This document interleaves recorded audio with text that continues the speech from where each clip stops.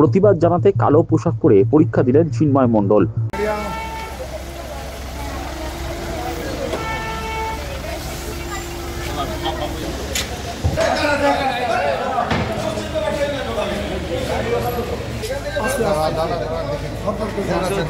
চলুন আস্তে আস্তে চলুন।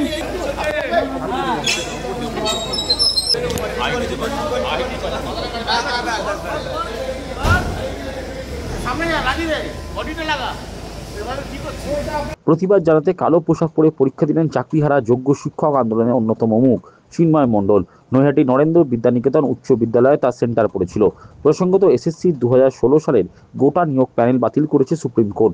ফলে চাকরি হারিয়েছেন প্রায় 26,000 শিক্ষক ও শিক্ষাকর্মী। রবিবার নতুন করে পরীক্ষায় বসলেন যোগ্য শিক্ষকরা।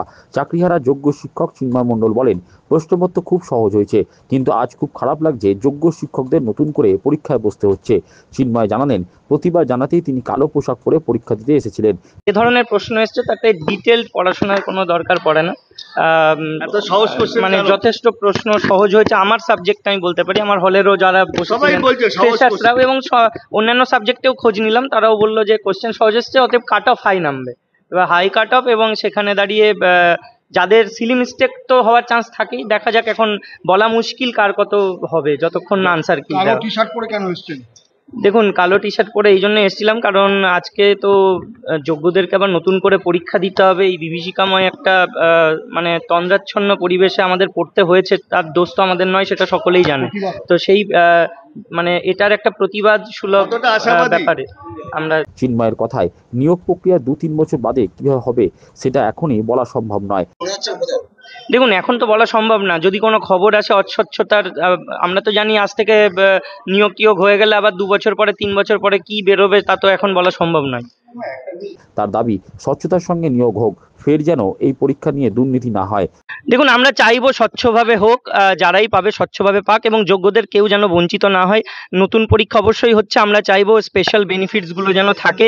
যেমন 10 মার্কস একটা দিয়েছে, কিন্তু তার সঙ্গে সঙ্গে আমরা এটাও জানাবো স্কুল সার্ভিস কমিশনকে যে একটা সিট রিজার্ভ করা হোক এবং তার সঙ্গে ইন্টারভিউ যেটা কল করা হবে সেটার রেশিওটা 1:1.6 থেকে বাড়িয়ে 1:3+ করা হোক। কারণ কোথাও একটা তো সুযোগ দিতে হবে।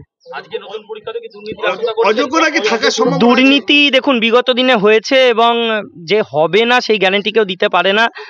চাইবো স্বচ্ছভাবে হোক, কিন্তু এটা হয়ে গেলেও নেক্সট 5 বছর পরে গিয়ে আবার শুনতে না হয় যে এখানেও দুর্নীতি হয়েছে এবং আবার যারা যোগ্য হবে তাদের চাকরি আবার চলে যাবে। পরীক্ষা কেন্দ্রে বাউন্সার মোতায়েন নিয়ে চিন্ময় বলেন, পরীক্ষা কেন্দ্রে সচরাচর বাউন্সার দেখা যায় না।